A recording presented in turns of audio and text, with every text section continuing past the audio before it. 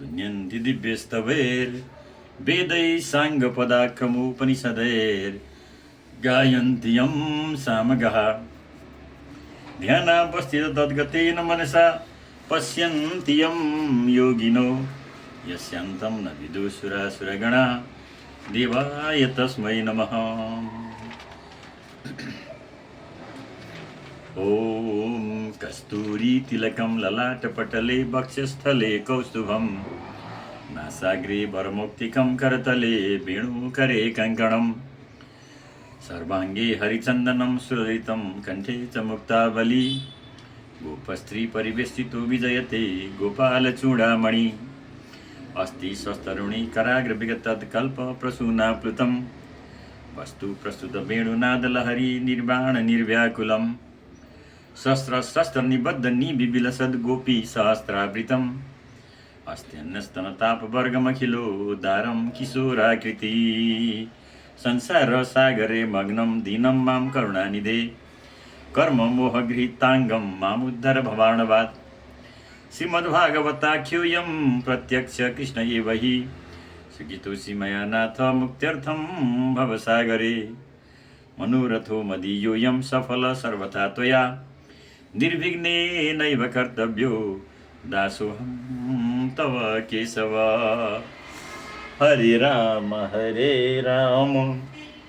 राम राम हरे हरे हरे कृष्ण कृष्ण कृष्ण हरे हरे श्री कृष्ण गोविंद हरे मुरारे हे नाथ नारायण वासुदेव अनंत वैकुंठ मुकुंद कृष्ण गोविंद दामोदर माधवेति। आज 2081 साल मङ्सिर महिनाको 5 गते बुधबारको दिन हामी श्रीमद् भागवत महापुराणको 10औं स्कन्द अन्तर्गत उत्तरार्धको अब 70औं अध्याय पढ्न गइरहेछौँ, जहाँ भगवान श्रीकृष्णको नित्य चर्चा र जरासन्धका कैदमा रहेका राजाहरूका दूतको आगमन, त्यस पछाडि गएर श्रीकृष्णजीको इन्द्रप्रस्थ आगमनको हामी कथा पढ्न गइरहेका छौँ। हरे राम राम राम हरे हरे हरे कृष्ण कृष्ण कृष्ण हरे हरे कृष्णाय वासुदेवाय देवकी नन्दनाय च नन्द गोपकुमाराय श्रीकृष्णाय वयं नमः। बिहान आज हामीले 69औं अध्याय पढेका थियौँ र नारदले भगवान कृष्णलाई जहाँ पनि देखेका थिए र अब 70औं अध्यायमा के हुन्छ त्यो हामी पढ्छौँ। श्री शुक उवाच अथो सस्योपवृत्तायां कुक्कुटन् कुजतो सपन् गृहीत कण्ठ्य पतिभिर्माधव्यो विरहातुरा वयं सरुरुवन् कृष्णं बोधयन्ति वन्दिन गायत् स्वलिस्वनिद्राणि मन्दार वनवायुभिः मुहूर्तं तं दूद्वेदर्भि नामृश्य दतिशोभनं परिरम्भण विश्लेषात् प्रियवाह्यन्तरं गता ब्रह्मे मुहूर्त उत्थाय वायुर्पश्य माधव दध्यु प्रसन्नकर्ण आत्मानं तमसा परम् एकं स्वयं ज्योतिरनन्यमव्ययं सुसंथया नित्यनिरस्तकल्मषं ब्रह्माख्यम् अस्युद्भवनाशहेतुभिः सुशक्तिभिर्लक्षितभावनिवृत्तम्। श्री शुकदेवजीले भन्नुहुन्छ परीक्षित महाराजलाई, हे राजन, रात बितेपछि बिहानी पख कुखुरा बाँच्न लाग्दा भगवानलाई अँगालो हालेर सुतेका रानीहरू आफ्ना प्राण प्यारोसँगको वियोगको आशंकाले व्याकुल भई ती कुखुरालाई भन्नु नभन्दै भन्दथे, किन करायो? त्यसबेला पारिजातको सुगन्धले सुवासित भएको हावाले आकर्षित भएका भौराहरू भुँ भुँ गरेर गान गर्दथे र चराहरू यस शब्दले बिउझेर बन्दीजनले झैँ भगवानलाई बिउझन मधुर स्वर झिकेर बोल्न थाल्थे। प्रातःकालको यो रमणीय बेला समेत प्राण प्याराका दुवै हातको बिचमा परेका रुक्मिणी आदि गरिएका रानीहरूलाई आलिङ्गन छुट्ने आशंकाले राम्रो लाग्दैनथ्यो। भगवान् दिनदिनै ब्रह्म मुहुर्तमा उठ्नुहुन्थ्यो र हातमुख धोइसकेपछि स्वस्थ चित्त भएर मायादेखि परको आफ्नो आत्मस्वरूपको चिन्तन गर्न लाग्नुहुन्थ्यो। भगवानको यो आत्मस्वरूप अखण्ड स्वयं प्रकाश उपाधि शून्य छ, सदा सर्वदा आफ्नै स्वरूपमा र कालको सीमाभन्दा पनि पर एकनाथसँग रहने हुनाले अविद्याले यसको स्पर्शसम्म पनि गर्न सक्दैन। जगतको उत्पत्ति स्थिति र नाशका कारण ब्रह्म शक्ति, विष्णु शक्ति र रुद्र शक्तिद्वारा यो स्वरूप एक रस, सत्ता रूप र आनन्द स्वरूप हो भन्ने कुराको अनुमानसम्म पनि गर्न सकिन्छ। यही कुरा बुझाउन यस स्वरूपलाई ब्रह्म भनिन्छ। अथाप्लुतुम्बस्य मले यथा विधि क्रियाकलापं परिधाय वाससि चकार सन्ध्यो पगमादि सप्तमो उतानलो ब्रह्म जजापवाग्यत उपस्थायार्थमुद्यन्तं तर्पयित्वात्मना कला देवा निसिन् पितृबिन्दान् निप्राणव्यर्चप्रात्मवान् देवनं रुक्मशृङ्गीणं साध्वीनं मौतिकस्रजां पयसुनिनं गृष्टिनं सवत्सानं सुभाससं ददौ रूप्यखुराग्राणं छेउमा जिनतिलै सह अलङ्कृतेव विप्रेभ्यो बद्धं दिने दिने गोपी प्रदेवता वृद्धगुरुन् भूतानि सर्वश नमस्कृत्यात्म संविर्भूतिर्मङ्गलानि समस्पृशत् आत्मानं भूषयामास नरलोकविभूषणं वासुभिर्भूषणे दिव्यस्रगनुलेपनै। यसपछि साधु श्रेष्ठ कृष्णजी विधिपूर्वक निर्मल र पवित्र जलमा स्नान गर्नुहुन्थ्यो अनि धोती पहिरेर पछ्यौरा ओढेर विधिपूर्वक सन्ध्यावन्दन गर्नुहुन्थ्यो र अनि अग्निमा हवन गरेर मौन रहेर गायत्रीको जप गर्न लाग्नुहुन्थ्यो। यति काम सूर्योदयभन्दा अघि नै सिद्ध्याउनुहुन्थ्यो। सूर्योदय हुने बेलामा सूर्य प्रस्थान गरी महामनस्वी कृष्णजी आफ्नै अंशरूप देवता, पितृ तथा ऋषिहरूलाई तर्पण दिनुहुन्थ्यो र त्यसपछि कुलका बुढा पाका एवं ब्राह्मणहरूको पूजा गर्नुहुन्थ्यो।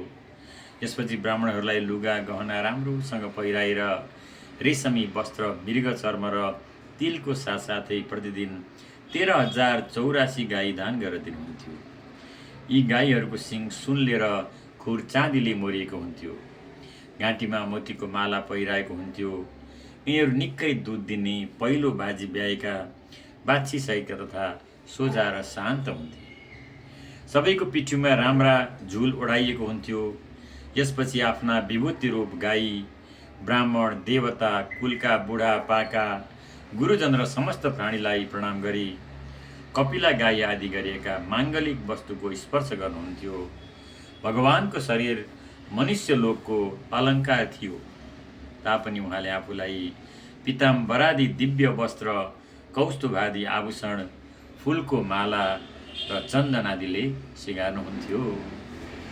अभिच्छाज्यम तथा दर्शम गोवृषद्विज देवता कामाश्च सर्ववर्णानां पौरान्त पुरचारिणां प्रद्याप प्रकृति कामै प्रत्युष्य प्रत्यनन्दत संवि भज्याग्रतो विप्रांस ताम्बूलानुलेपनै सूर्यप्रकृतिर्दारानुपायुङ्क्त तदस्वयं तावत् सुत उपानीय स्यन्दनं परमाद्भुतं सुग्रीवाद्ये हरे युक्तं प्रणम्य वसितो बग्रत गृहीत्वा पाणिना पाणि सारथेस्तमथारुहद् सात्यक्तुन्धवसंयुक्त पूर्वाद्रिमिव भास्कर इत्सितोऽन्तपुरस्त्रीणं सव्रीड प्रेमविचितै कृच्छ्वाद्विशिष्टो निरङ्गाद् जातः सुहरन्मन सुधर्माख्यं सभां सर्वे विष्णुभिः परिवारित प्रविशद्य निविष्टानां न सत्यङ्गम षडुर्मय।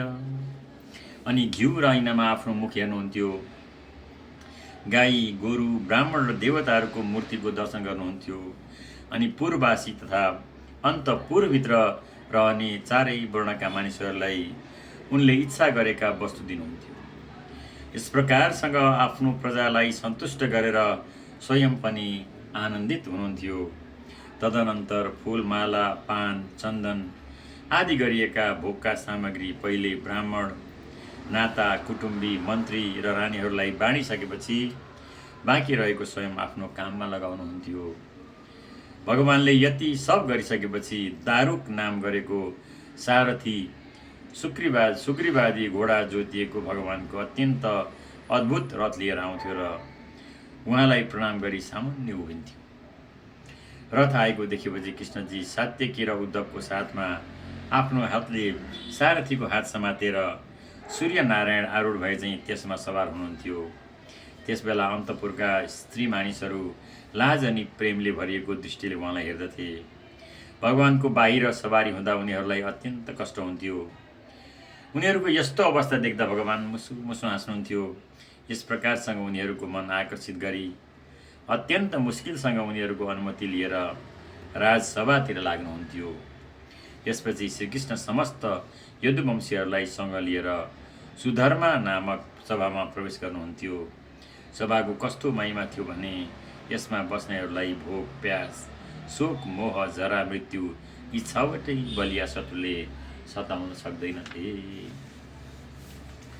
तत्रु पविष्ट परमासने विहुर्बमौ स्वभाषा ककुभो बभाषयन् मृत्युन्दिसिंहैर्यदुभिर्यदुत्तमो यथो दुराजु दिविकार तारकागणै तत्रोत मन्त्रिणो राजन्ननहास्यरसैवेवम् उपतस्थूर्णचार्य नर्तक्य ताण्डवै पृथक् भिन्नगविडामुरजणेणुतालदरस्वनै ननितुर्जङ्गुस्तुष्टबुस्तसुधमागदबन्दिन तत्राहुर्ब्राह्मण केचिदासीन ब्रह्मवादिन पूर्वेषां पुण्ययशेषां राज्ञां चाकथयन् कथा तत्रैक पुरुषो राजन्नागतो पूर्वदर्शन विज्ञापितो भगवते प्रतिहारै प्रवेशित स नमस्कृत्य कृष्णाय परेशाय कृताञ्जलि राज्ञामावेदयद्दुःखं जरासन्धनिरोधनं ध्वजम्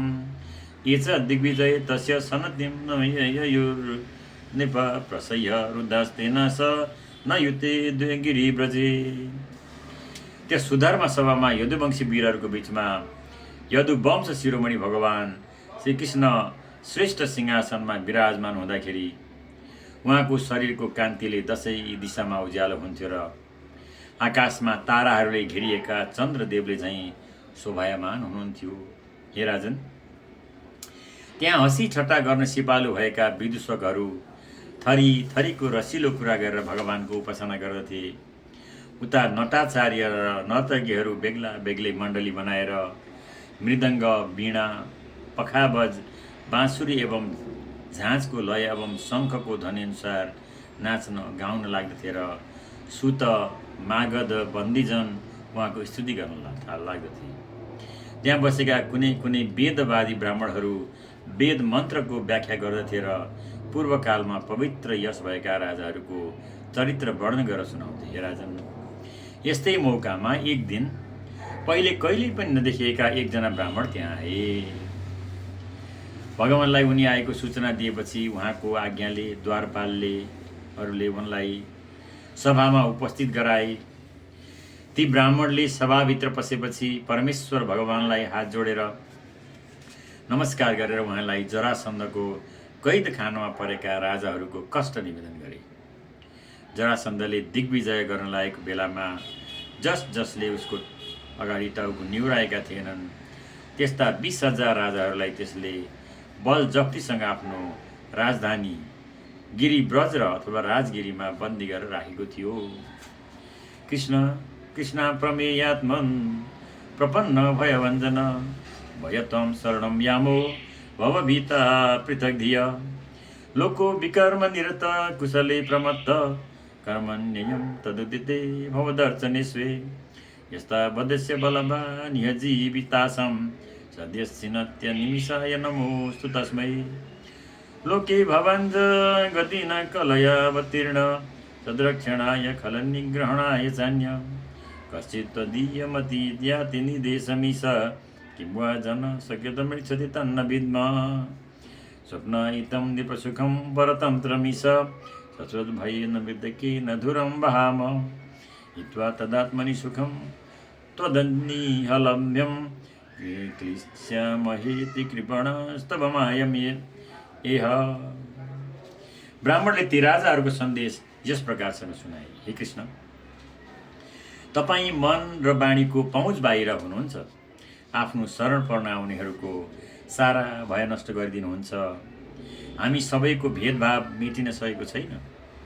जब मृत्यु रूप संसार चक्रदेखि डराएका हामीहरू तपाईँको शरणमा आइरहेका छौँ। मानिसहरू सकाम र निषिद्ध कर्ममा फसेर तपाईँले बताउनु भएको आफ्नो परम कल्याणकारी काम तपाईँको उपासनादेखि विमुख भएर गइरहेछ। यिनीहरू जीवन एवं जीवन सम्बन्धी आशा अभिलाषाको भ्रममा भड्किरहेका हुन्छन्। तर तपाईँ अत्यन्त बलवान हुनुहुन्छ र सदा सर्वदा काल रूपले सावधान रहेर उनको जीवनको आशालाई तुरुन्त नष्ट गरिदिनुहुन्छ। यस्ता काल स्वरूप तपाईँलाई हामी नमस्कार गर्दछौँ। तपाईँ जगदीश्वर हुनुहुन्छ। साधु सज्जनको रक्षा तथा दुष्टहरूको दमन गर्न नै तपाईँले ज्ञान ब्रह्म आदि आफ्ना कलाहरूको साथमा यस लोकमा अहिले अवतार लिनुभएको छ। यसो भए तापनि तपाईँका भक्त हामीहरूले कष्ट भोगिरहेका छौँ। जरासन्ध आदि गरिएका राजाहरूले तपाईँको इच्छा विरुद्ध हामीलाई सताउन लागेका छन्, अथवा जरासन्धलाई निमित्त बनाएर हाम्रा अशुभ कर्मले नै हामीलाई दुःख दिइरहेका हुन्। सो हामीले बुझ्न सकेका छैनौँ। राजसुख प्रारब्धको अधीन हुनाले परतन्त्र र स्वप्न सुख जस्तै अत्यन्त तुच्छ र असत छ। त्यस्तो सुख भोग्ने यो शरीर पनि एक किसिमले मुर्दै हो र सदा सर्वदा यसको पछाडि सयकौँ भय लागिरहेका हुन्छन्। तर हामीले त यही शरीरद्वारा जगतको स्त्री पुत्रादिको चिन्तारूप भार बोकिरहेका छौँ र यसै कारणले अन्तःकरणको निष्काम भाव र निसङ्कल्प स्थितिले प्राप्त हुने आत्मसुखको प्रति परित्याग गरिदिएका छौँ। वास्तवमा हामी त अत्यन्त अज्ञानी छौँ र तपाईँको मायामा भुलेर दुःखपछि दुःख भोग्न लागेका छौँ भनेर राजाहरूले दिनुहुन्छ।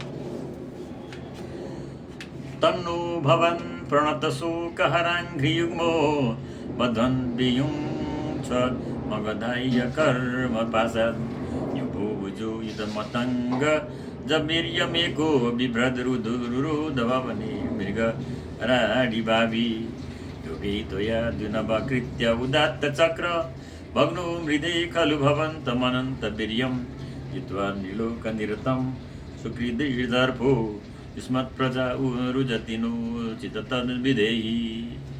हे भगवान्, तपाईँका चरण कमलले शरणागत पुरुषको सम्पूर्ण शोक र मोहलाई नष्ट गरिदिन्छन्। अतः जरासन्ध रूप कर्म बन्धनले बाँधिएका हामीलाई त्यस बन्धनबाट तपाईँ नै छुटाउनुहोस्। आफू एक्लोमा 10,000 हात्तीको बल भएको यस जरासन्धले सिंहले भेडाहरूलाई चाहिँ हामी सबैलाई आफ्नो महलमा थुनेर राखेको छ। हे चक्रपाणी, जरासन्धले तपाईँसँग 18 पटक सङ्ग्राम गर्यो। 17 बाजी त तपाईँले मानबन्धन गरी त्यसलाई छाडिदिनु भयो, तर एक बाजी त्यसले तपाईँलाई जित्यो। तपाईँको शक्ति एवं बल पौरुष अनन्त छ भन्ने कुरा हामीलाई थाहा छ। त्यही पनि मनुष्यको जस्तो आचरण गरेर तपाईँले हार खाएको जस्तो अभिनय गर्नुभयो। तर यसैले उसको घमण्ड बढिरहेको छ र हामी तपाईँका भक्त हौँ भन्ने थाहा पाएकोले हामीलाई दुःख दिन लागेको छ। अजित, यस विषयमा तपाईँ आफ्नो जे कर्तव्य सम्झनुहुन्छ सो गर्नुहोस् भनेर ब्राह्मणहरूको सन्देश चाहिँ दूतले सुनायो। दूतवाच इति मागध समृद्ध भवदर्शनकाङ्क्षिण प्रपन्ना पादमूलं ते दीनानां संविधीयतां। दूतले भन्छ, हे भगवान्, जरासन्धले बन्दी बनाएका राजाहरूले यस प्रकारले तपाईँसँग प्रार्थना गरेका छन्। तपाईँको दर्शनको अभिलाषाले उनीहरूले तपाईँको चरण कमलको शरण लिइरहेका छन्। कृपया यी 3 दिन जनको कल्याण गर्नुहोस् प्रभु भनेर भन्छन्। श्री शुकवाच राजदूते ब्रुवत्येवं देवर्षि परमदिति बिभ्रत पिङ्ग जटाभारम प्रादुरासिद यथा रवि।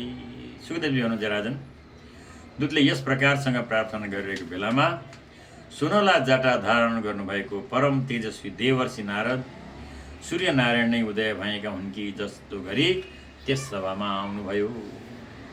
तम दृष्ट्वा भगवान् कृष्ण सर्वलोकेश्वरेश्वर भवन्त उचित शीर्षनाम ससभ्य सानुगो मुदा सभा जैत विधिवान कृतासन परिग्रहम् भवासे सुतेर्वाक्ये श्रद्धया तर्पयन् मुनिन् अपि स्वीदद्य लोकानां त्रयाणाम कुतो भयम् अनुभूयन् भगवतो लोकान् पर्यटतो गुण न हि ते विदितं किञ्चित् लोकेष्वीश्वर कर्तेषु अथ पृच्छामहे युष्मन् पाण्डवानां चिकीर्षितम्। समस्त लोकपालहरूको एकमात्र स्वामी भगवान वासुदेव उनलाई देख्ने बित्तिकै सभासद र आफ्ना सेवकहरूको साथमा दङ्ग परेर उठ्नुभयो र मस्तक निहुराएर प्रणाम गर्नुभयो। नारदजीले आसन स्वीकार गरी आरामसँग बस्नु भएपछि भगवानले विधिपूर्वक उनको पूजा गर्नुभयो र श्रद्धापूर्ण व्यवहारले उनलाई सन्तुष्ट गराएर यस प्रकारसँग मधुर वचन भन्नुभयो, हे देवर्षि, अहिले तिनै लोक निर्भय त छ, कसैलाई कसैको कुनै प्रकारको भय त छैन। तिनै लोकमा विचरण गर्ने हुनाले तपाईँबाट हामी घर बसिकन सबै लोकको वृत्तान्त थाहा पाउँछौँ। यो त हाम्रो निम्ति ठुलो लाभको कुरो हो। ईश्वरद्वारा रचेका तिनै लोकमा तपाईँलाई थाहा नभएको कुनै कुरै छैन। अत अब युधिष्ठिर आदि पाण्डवहरूले के गर्न आँटेका छन् सो तपाईँसित सोध्दछु भनेर भगवानले सोधेपछि श्री नारदवाच दृष्ट्वा मया ते बहुषु दुरत्यया माया विभो विश्वसिसज्य समायिन भूतेषु भूमं चरत स्वशक्तिर्भिर्बन्धेरि वत्सन्न रुचो न मे भूतम। देवर्षि नारदले भन्छन्, हे विभो, हे भुवन, तपाईँ नै विश्वको रचना गर्ने हुनुहुन्छ। तपाईँ कस्तो ठुलो भाग्यमानी हुनुहुन्छ भने ठुला ठुला मायावी ब्रह्माहरूले तपाईँको मायाको पार पाउन सक्दैन। जसरी काठमा आगो प्रचन्न रूपले विद्यमान रहन्छ त्यसै गरी तपाईँ पनि आफ्नो माया शक्तिद्वारा अन्तर्यामी रूपले सम्पूर्ण प्राणीमा व्याप्त हुनुहुन्छ। तर मानिसहरू तपाईँको मायाले मोहित भएकोले आफूभित्र रहनुभएका तपाईँलाई देख्न सक्दैनन्। मैले एकपटक होइन अनेक पटक तपाईँको मायालाई देखिसकेको छु। अत अन्जान जस्तो भएर तपाईँले पाण्डवहरूको समाचार सोध्नु मेरो निम्तिमा कुनै विचित्र कुरा होइन प्रभु भन्छन्। फेरि तवे हितं कुर्हति साधु वेदितुं स्वमाययेदं सृजतो नियच्छत वद्विद्यमानात्म तया भवासते तस्मै नमस्ते स्वविलक्षणात्मनि जीवस्य यशं सरतो विमोक्षणं न जानते नर्थबहाचरित किलावतारे स्वयश्च प्रदीपकं प्रज्वालयित्वा तमहं प्रपद्ये अथाप्या श्रावये ब्रह्म नरलोक विडम्बनं राज्ञ पैतिशस्य यस्य भक्तस्य च जिगीर्षितं यच्छति त्वं मखेन्द्रेण राजसूयेन पाण्डव पारमेष्ट्यकामो निपतिस्तद्भवाननुमोदतां तस्मिन् दिवक्रतुवरे भवन्तं वै ऋषुरादय दिदृक्षव समिष्यन्ति राजनश्च यशस्विन श्रवणात् कीर्तनात् ध्यानात् पूयन्तेऽन्तेवसायिन तब ब्रह्ममय शेष किमुत्तेक्षा विमर्शिन। आफ्नो मायाद्वारा तपाईँ जगतको सृष्टि एवं संहार गर्नुहुन्छ र तपाईँकै मायाले गर्दामा वास्तवमा यो जगत असत्य हो तापनि सत्य जस्तो देखिन्छ। तपाईँले के गर्न आँट्नु भएको छ सो कसैले पनि राम्रोसँग बुझ्न सक्दैन। अतः अचिन्त्य मूर्ति तपाईँलाई म केवल बारम्बार नमस्कार गर्दछु। शरीर र यससित सम्बन्ध भएका वासनाहरूमा फसेर प्राणी जन्म मृत्यु रूप संसार चक्रमा भ्रमण गरिरहन्छन् र कसरी यस शरीरदेखि मुक्त छैन सो कुरा जान्दैनन्। वास्तवमा उनीहरूकै हितका लागि थरी थरीका लीलावतार ग्रहण गरी आफ्नो पवित्र यसको दियो बाल्नुहुन्छ, जसद्वारा उनीहरू यसको सहाराले यो अनर्थकारी शरीरबाट मुक्त हुन सकुन्। यस्ता तपाईँको शरणमा म आइरहेको छु प्रभु भनेर नारदजीले भन्नुहुन्छ। हे प्रभु, आफू स्वयं परब्रह्म भए तापनि अहिले मनुष्य लीलाको अनुकरण गर्न लाग्नु भएको छ। अत तपाईँका फुपूका छोरा र प्रेमी भक्त युधिष्ठिरले के गर्न आँटेका छन् यो सो कुरा तपाईँलाई सुनाउँछु। पाण्डुका छोरा राजा युधिष्ठिरले ब्रह्म पदको अभिलाषाको राजसूय यज्ञद्वारा तपाईँको आराधना गर्न खोजेका छन्। कृपया तपाईँले उनको यस अभिलाषाको अनुमोदन गर्नु पर्यो। अर्थात् यस यज्ञको उद्देश्य केवल तपाईँको पूजा हुनाले तपाईँले त्यहाँ जानुपर्दछ। हे भगवान, त्यस श्रेष्ठ यज्ञमा तपाईँको दर्शन खातिर ठुला ठुला देवता र ठुला ठुला यशस्वी राजाहरू आउनेछन्। यही ब्रह्मरूप तपाईँको नाम र लीलाको श्रवण, कीर्तन र ध्यान गर्ने चाण्डाल भए तापनि पवित्र हुन्छ भने साक्षात् तपाईँको दर्शन र स्पर्श पाउनेको विषयमा त केही भन्नै परेन प्रभु भनेर नारदले भन्छन्। फेरि यसमा मलम दिवि यस प्रतीतम रसायम भूमौ चते भुवन मङ्गल दिग्वितानम मन्दाकिनीति देवी भोगवती चिताधो गङ्गेति चिह चरणम उपनाति विश्वम। हे त्रिभुवन मङ्गल, तपाईँको निर्मल यस दशै दिशामा, स्वर्गमा, मनुष्यलोकमा र पातालमा व्याप्त भइरहेको छ। हे प्रभु, तपाईँको चरणोदक स्वर्गमा मन्दाकिनी, पातालमा भोगवती र मर्त्यलोकमा गङ्गाको नामले प्रवाहित भएर सारा विश्वलाई पवित्र गर्न लागेको छ। श्री शुक उवाच तत्र तिस्वात्म पक्षेस्व गृह्णोत्सु बीजगीषया वाचपेशे स्वयं वृत्य मुद्दहं प्राकेशव।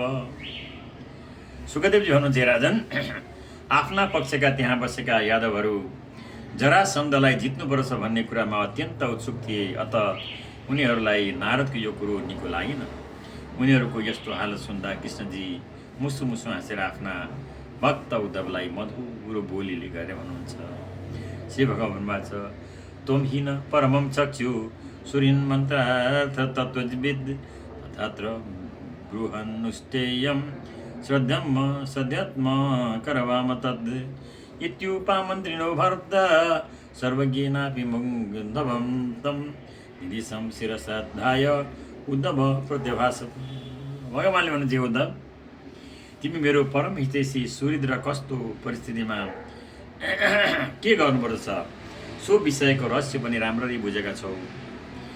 अतएव म तिमीलाई आफ्नो दिव्य नेत्र सम्झन्छु, तिम्रा कुरामा श्रद्धा पनि गर्दछु। अतएव अब मैले के गर्ने हो भन, तिम्रै सल्लाह अनुसार काम गर्नेछु। सर्वज्ञ भएर पनि अन्जान झै स्वामीले सल्लाह सोधेको देख्दा उद्धव पनि उहाँको आज्ञा शिरोपर गरी यस प्रकार भन्न लागे, श्री कृष्ण गोविन्द हरे मुरारी हे नाथ नारायण वासुदेव अनन्त वैकुण्ठ मुकुन्द कृष्ण गोविन्द दामोदर माधवेति। यसरी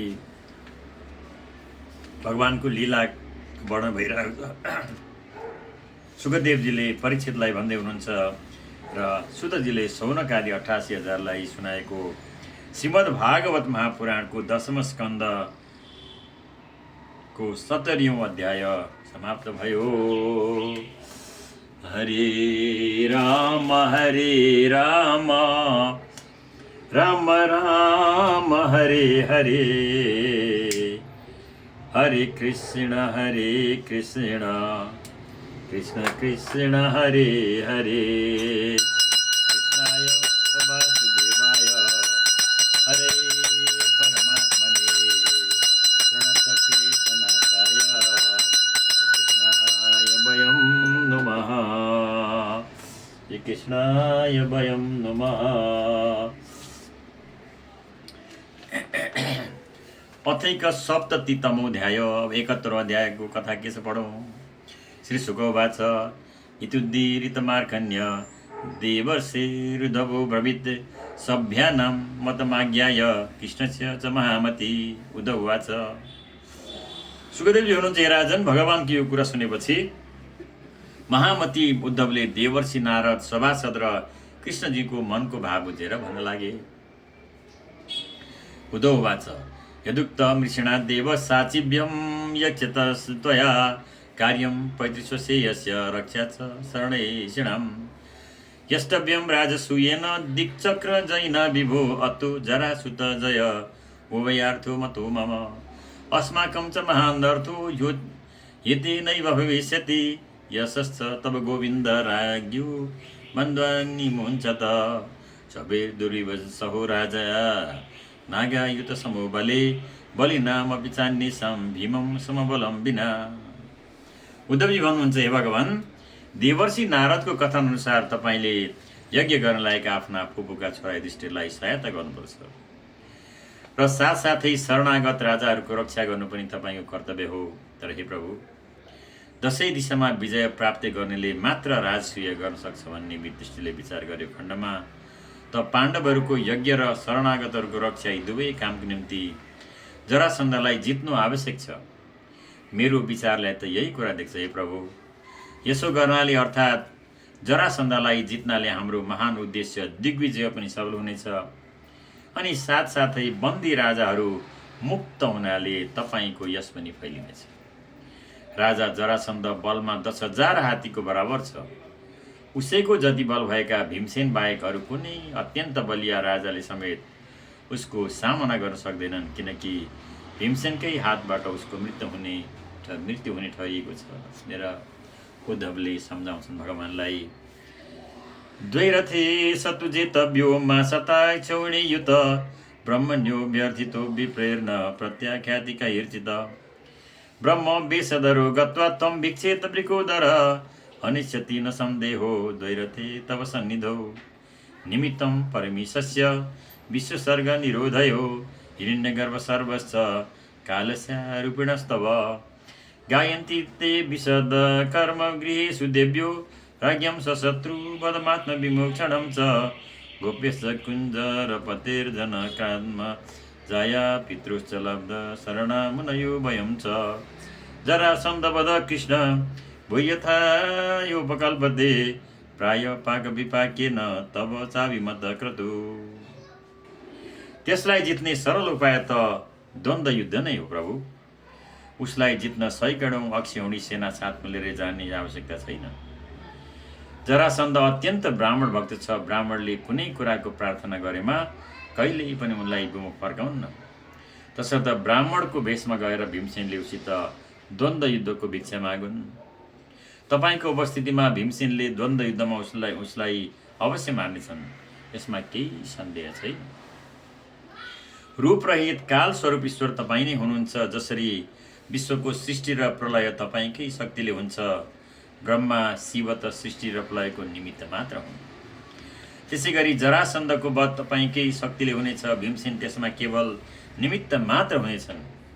यस प्रकारसँग जरासन्धको वध भएपछि उसले कैदी गराएर राखेका राजाका रानीहरू शत्रुको वध र आफ्ना प्राणपतिहरूले छुटकारा पाएकोले आफ्ना आफ्ना महलमा तपाईँको पवित्र लीलाको आनन्दसँग ठिक त्यसै गरी गान गर्नेछन् जसरी कि गोपिनीहरू शङ्खचूड यक्षबाट आफूहरूले छुटकारा पाएको तपाईँको लीलाको गान गर्दछन्। एवं जसरी तपाईँका शरणागत मुनिहरू ग्राहकको मुखबाट गजराजले छुटकारा पाएको तथा जानकीलाई रावण कहाँबाट फर्काएर ल्याएको र हामी यादवहरू कंसलाई मारेको तथा माता पितालाई उसको कैदबाट छुटाएको लीलाको गान गर्दछौँ। यस प्रकारसँग हे कृष्णजी, जरासन्धको वधले गर्दा अनेक काम स्वतः सिद्ध हुनेछन्। बन्दी राजाहरूको पुण्यको फलले अथवा जरासन्धको पाप परिणामले हे कृष्णजी, तपाईँ पनि त अहिले राजसूय यज्ञ होस् भन्ने इच्छा गर्नुहुन्छ। तसर्थ पहिले राजसूय यज्ञमा नै पाल्नुहोस् भनेर उद्धवले भन्छन्। श्री सुगोवाच इतुद्ध बवचो राजन् सर्वतो भद्रमच्युतं देवर्षिर्यदु वृद्धाश्च कृष्णच प्रत्यपूजयन् अथ दिशत् प्रयाणाय भगवान् देवकीसुत वृत्यान् दारुकदैत्र दीननुज्ञाप्य गुरून् विभु निर्गमय्या वरोधान् स्वंशसुतान् सपरिच्छदान् सङ्कर्षणमनुज्ञाप्य यदुराजं च शत्रुहन् सुतोपनीतं स्वरथमारुहद् गरुडध्वजं ततो रथद्विपटसादिनायकै करालयावृत्तात्मसेनया मृदङ्गभैर्या नखशङ्खगोमुखै प्रघोषघोषितककुभो निराक्रमत् निबाजिकाञ्चन शिविकाभिरच्युतं सहात्मजापति मनु सुब्रयायु भराम्बरा भरण विलेपन शस्त्रज सुसमृता निविरशिर चर्म पाणीभि। सुखदेवजी भन्नुहुन्छ यस राजन, देवर्षि नारद यदुवंशका बुढा पाका र स्वयं भगवानले समेत उद्धवको यस प्रकारले हितकारी र निर्दोष यस सल्लाहको समर्थन गरे। अब त देवकी नन्दन कृष्णजीले वसुदेव आदि गुरुजनसित अनुमति लिएर दारुक, जैत्र आदि सेवकहरूलाई हस्तिनापुर जाने बन्दोबस्त गर्न जानुभयो, आज्ञा दिनुभयो। यसपछि शत्रुको संहार गर्ने हे महाराज, भगवान श्रीकृष्णले यदुराज उग्रसेन र बलरामको आज्ञा लिएर बाल बादशाहका साथमा रानीहरूलाई र उनको माल सामान हिँडाइदिनु भयो र अनि दारुकले ल्याएको गरुडको चिन्हले चिन्हित भएको ध्वजा लागेको रथमा स्वयं सवार हुनुभयो। रथ, हात्ती, घोडा एवं पैदल सिपाहीहरूको भयानक चतुरङ्गिणी सेनाले घेरिएर भगवान नगर बाहिर आउनुभयो। त्यसबेला मृदङ्ग, नगाडा, ढोल, शङ्ख एवं गोमुख आदि गरिएका बाजाहरूको चर्को स्वरले दसैँ दिशा गुन्जायमान भइरहेको थियो। सती शिरोमणि रुक्मिणी आदि महारानीहरू आफ्ना सन्तानको साथमा राम्रा राम्रा लुगा, गहना, चन्दन एवं फुलका मालाले खुबसँग सिँगारिएर डोली, रथ र सुनको पाल्कीमा चढी आफ्ना पतिदेव कृष्णजीको पछि पछि लागे। चारैतिरबाट ढाल तरवार लिएका सिपाहीहरू उनको रक्षाको निम्ति खटिएका थिए। नरोष्टगो महिकर स्वतर्यन करेणुभि परिजन बारयोसित सोलङ्कृत कटकुटिं कम्बलाम्बरा द्यू अस्कर ययुरधियुज सर्वद बलं बृहद् ध्वजपट छत्र चामरेर बरायुधा भरण किरीट वर्मभि दिवां सुभिस्तुमुलरवं बभौ रवेर यथार्णवसुभित तिमिङ्गलोर्मिभि अथो मुनिर यदुपति न सभाजित प्रणयमतं मृदि विदद्विहायसा निशम्य तद्व्यवसित मारितार्हणो मुकुन्द सन्दर्शन निवृतेन्द्रिय राजदूतमुवाचेदं भगवान् प्रणयन् गिरा मा भैष्ट दूतभद्रं वो घातयिष्यामि मागधम्। यसै गरी अनुचरका स्त्री र बाराङ्गनाहरू पनि खुबसँग सिँगारिएर खस आदिका झुप्पा, थरी थरीका कम्बल, लुगा फाटो इत्यादि घरका मालताल, गाई, भैँसी, गदहा र खच्चरमा लादेर र स्वयं पनि पाल्की, ऊँट, गाडा र हथिनीमा सवार भई साथमा लागे। जसरी तिमिङ्गल र तरङ्गहरू तलमाथि गर्नाले हुँडलिएको समुद्रको शोभा बढ्छ, ठिक त्यस्तै शोभा अत्यन्त कोलाहलले व्याप्त भएको त्यस सेनाको ठुला ठुला ध्वजपताका, छत्र, चौवर, उत्तम हात हतियार, आभूषण, मुकुट, कवच र दिनको समयमा चहकिलो सूर्यको किरण पर्नाले भइरहेको थियो। उता नारदजी भगवानद्वारा सम्मानित भएको र उहाँको निश्चय सुनेकोले बहुतै दङ्ग परेका थिए। भगवानको दर्शन पाउनाले उनको हृदय पनि सम्पूर्ण इन्द्रिय परमानन्दमा मग्न भइरहेका थिए। बिदा हुने बेलामा यदुपति भगवानले नाना प्रकारका सामग्रीले उनको पूजा गर्नुभयो। देवर्षि नारदले पनि मनै मनले उनलाई प्रणाम गरी तथा उहाँको दिव्य मूर्ति हृदयमा धारण गरी आकाश मार्गबाट प्रस्थान गरे। यसपछि भगवानले जरासन्धका बन्दी राजाहरूको दूतलाई मधुरो बोलीले आश्वासन दिएर भन्नुभयो, दूत, आफ्ना राजाहरूलाई तपाईहरूले डराउनु पर्दैन भनेर सुनाइदेऊ। झट्टै जरासन्धको वध गराएर उनीहरूको कल्याण गर्नेछु।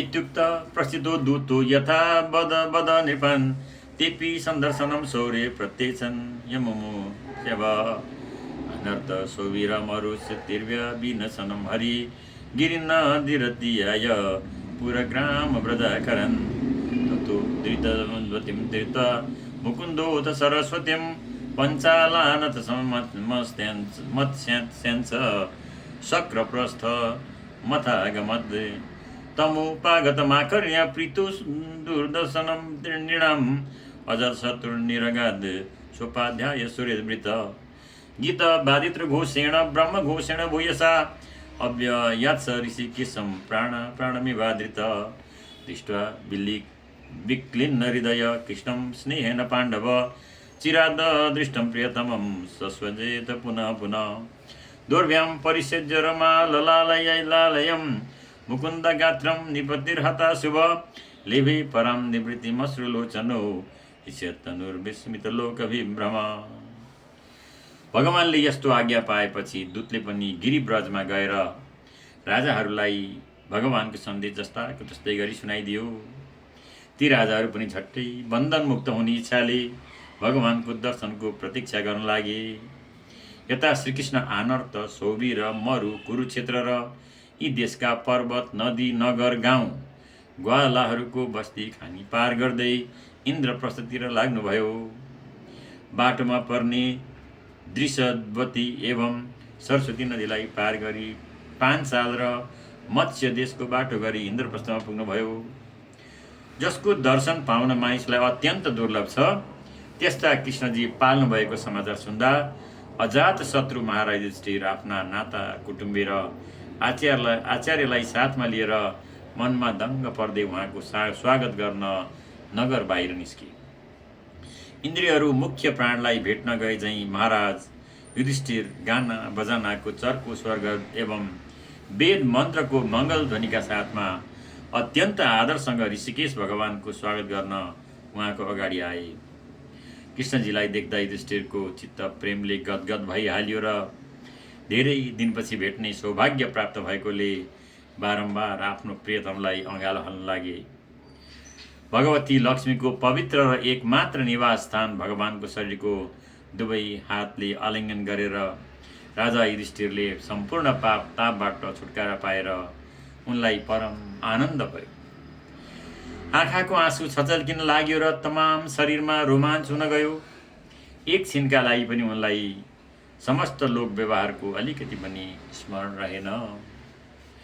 तम्मातुलेयं परिरभ्य निवृत्तो भीममयन् प्रेम जवा कुलेन्द्रिय यमौ किरीटी च सुरितमं मुदा प्रमिदवापा परिरेभिरेच्युतम् अर्जुन परिषतो यमास्याम विवादित ब्रह्मणेभ्यो नमस्कृत्य वृद्धेभ्यश्च यथार्हद मानितु मानयामास कुरु सृञ्जय कैकयान् सुतमागध गन्धर्व बन्दिनश्चोपमन्त्रिण मृदङ्ग शङ्खपट वीणा वीणा प्रणवमो मगोमुखै ब्राह्मण सरविन्दाक्षं तुष्टुर्मुर्नरितुर्जगो एवं सूर्यविपर्यस्त पुण्यश्लोक शिखामणि सम्दीयमानु भगवन् निवेशालं कृतं पुरम्। यसपछि भीमसेनले मुसु हाँसेर मामाका छोरा श्रीकृष्णलाई आलिङ्गन गरे। भीमसेनलाई यस बेला कस्तो आनन्द र शान्तिको अनुभव भयो भने प्रेमको उद्वेगले गर्दा उनलाई ब्राह्मस विस्मृति जस्तो हुन गयो। अनि नकुल सहदेव र अर्जुनले पनि आनन्द मानेर आफ्ना परम हितैषी भगवानलाई अँगालो हाले। यस बेला उनीहरूको आँखा प्रेमको आँसुले भरिपूर्ण भइरहेको थियो। अनि अर्जुनले फेरि कृष्णजीलाई अँगालो हालेर नकुल सहदेवले उहाँलाई प्रणाम गरे। उता कृष्णजीले पनि ब्राह्मण र कुरुवंशी बुढापाकालाई यथा योग्य नमस्कार गर्नुभयो। कुरु सृञ्जय एवं केकय देशका राजाहरूले भगवानको सम्मान गरेर उहाँले पनि उनीहरूको यथोचित सत्कार गर्नुभयो। यति भएपछि ब्राह्मणहरूले वेद पाठद्वारा एवं सुत मागड बन्दीजन तथा गन्धर्व र उपासकहरूले मृदङ्ग शङ्ख नगाडा वीणा ढोल गोमुख आदि बाजा बजाउँदै कमल नयन भगवानलाई प्रसन्न गर्न नाच्न गाउन लागे। यस प्रकारसँग परम यशस्वी भगवानले आफ्ना बन्धु बान्धवको साथमा खुबसँग सिँगाइरहेको इन्द्रप्रस्थमा सबै दर्शकको मुखबाट आफ्नो सुख्याति सुन्दै सुन्दै प्रवेश गर्नुभयो। संसिक्त पद्मकरिणं मदगन्धतोये चित्रध्वजै कनकतोरणपूर्ण कुम्भै मिष्टात्मभिर्नवदुकुलविभूषणास्त्र गन्धै निभिर्युवतिभिश्च विराजमानम् उद्दीप्त दीपबलिभिः प्रतिसन्ध्यजाल निर्यात धूपरुचिरं विलसत् पताकं मूर्धन्य हेमकलशै रजतोरुशृङ्गैर्जुष्टं ददर्श भवनै कुरुराजधाम प्राप्तं निशम्य नरलोचन पानपात्र मौत्सुक्य विश्लथितकेशदुकूलबन्ध्या सिद्धगृह कर्म पतिश्च तल्पे द्रष्टुं युपतय स्म नरेन्द्र मार्गे तस्मिन् सुसङ्कुल इवास्वर तत् द्विपद्भिः कृष्णं सभार्यमुपलब्ध गृहाधिरूढा नार्यो विकीर्य कुसुमैर्मनसोपगुह्य सुस्वागतं विदधुरुष्ययमेक्षितेन। इन्द्रप्रस्थको सबै गल्ली सडकमा गजराजहरूको मदजलले सुगन्धित पानी छर्केको जस्तो भइरहेको थियो। ठाउँ ठाउँमा रङ्गी बिरङ्गी ध्वजा फरफराएका थिए, सुनौला तोरण बाँधिएका थिए र जलले भरिएका कलश राखिएका थिए। नगरका पुरुष तथा स्त्रीहरू स्नानादिले स्वच्छ भइकन नयाँ नयाँ लुगा गहना फुलका माला र चन्दन आदिको लेपले सजी सजाउ परेर यताउति गर्न लागेकोले नगरको शोभा झन बढ्न गएको थियो। घर घरमा दियो बालेकोले दीपावलीको जस्तो शोभा देखिएको थियो। प्रत्येक घरको झ्यालबाट धूपको धुवाँ निस्केको अत्यन्त राम्रो देखिन्थ्यो। सबै घरमाथि ध्वजा पताका फरफराएका थिए तथा सुनका कलश र चाँदीका शिखर टल्किरहेका थिए। यस प्रकार महलले परिपूर्ण भएको पाण्डवहरूको राजधानी इन्द्रप्रस्थलाई भगवानले देख्नुभयो। मानिसको नेत्रका लागि अत्यन्त दर्शनीय श्रीकृष्णको आगमनको समाचार सुन्नसाथ नगरका स्त्रीहरू घरको कामकाज र ओछ्यानमा सुतेका पतिहरूलाई चटक्क छाडेर उहाँको दर्शन गर्न भनी राजमार्गमा दगुर्दै आए। दर्शनको उत्सुकताले गर्दा उनीहरूको कपालको जुरो एवं सारीको गाँठो समेत खुकुलो हुन गएको थियो।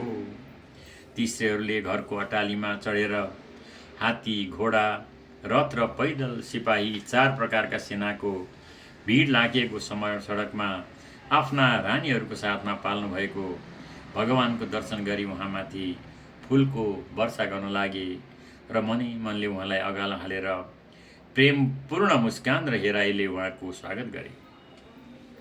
उचु श्रियपथि निरीक्ष मुकुन्द पत्नीस्तार यथोडुपसाह किम कार्यभूमि यचुषां पुरुषमौलिरुदारहास लीला बलोककलयोद् सभमातयो नोनि नोति तत्र तत्रूपसङ्गं सङ्गम्य पौरा मङ्गलपाणय चक्रुसपर्यं कृष्णाय श्रेणीमुख्य हतेन स अन्तपुरजनै प्रीत्या मुकुन्द फुललोचनै संसम्भ्रमैरभ्युपेत प्राविशद् राजमन्दिरम् पृथा विलोक्य भात्रेयं कृष्णं त्रिभुवनेश्वरं पृथात्मोत्थाय वर्यं सशंसा परिसर्वजेष्वदे गोविन्दं गृहमानीय देवदेवे समादृत पूजायां नाभिदत्कृत्यं प्रमोदोपहतो नृप प्रीतिस्वसुरगुरुणीश्रीणां कृष्णचक्रेऽभिवादनं स्वयं च कृष्णया राजन् भगिन्या चाभिवन्दिता।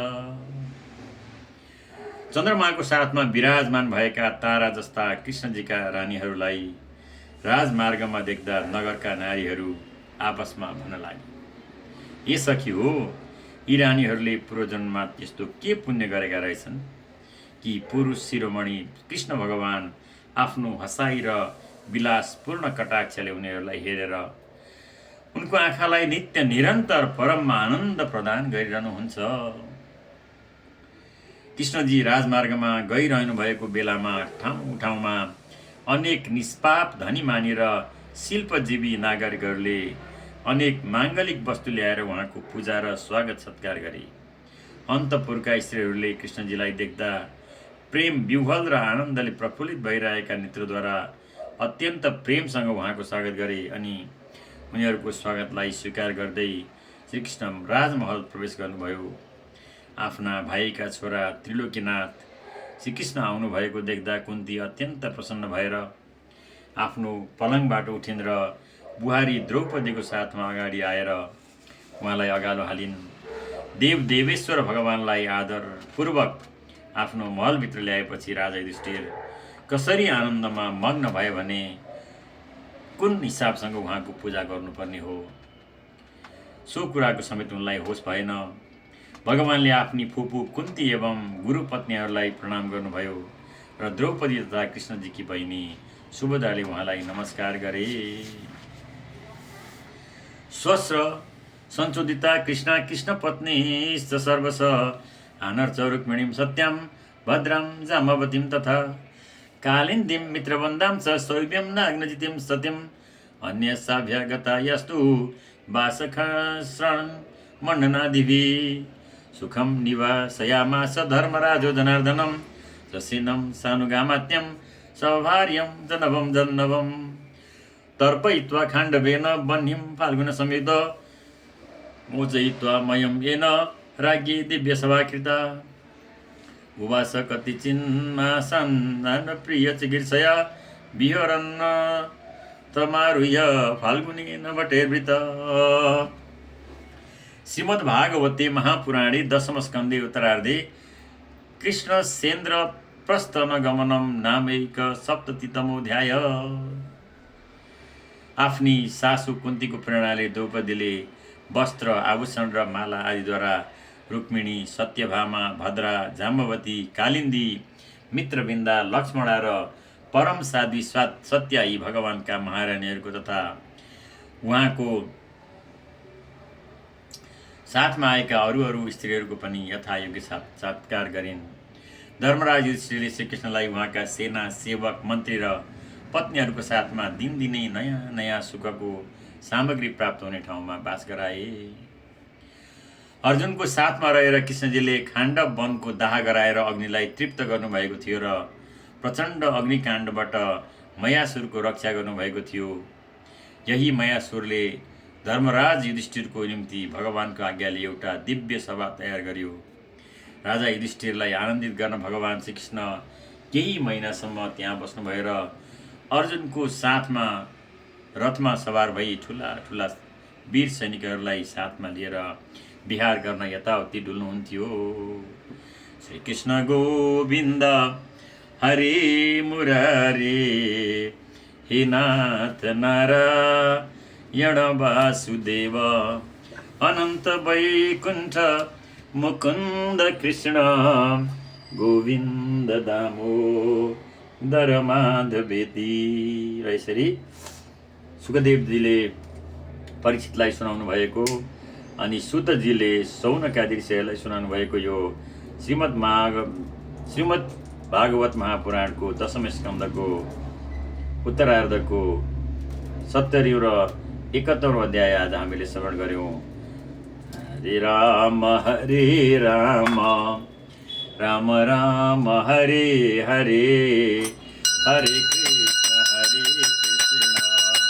कृष्ण कृष्ण हरे हरे कृष्णाय वासुदेवाय हरे परमात्मने केशनाथाय श्रीकृष्णाय वयं नमः। अच्युतं केशवं रामनारायणं कृष्णदामोदरं वासुदेवं हरिं श्रीधरं माधवं गोपिकावल्लभं जानकीनायकं रामचन्द्रं भजे। जानकीनायकं रामचन्द्रं भजे। हरि ओम्।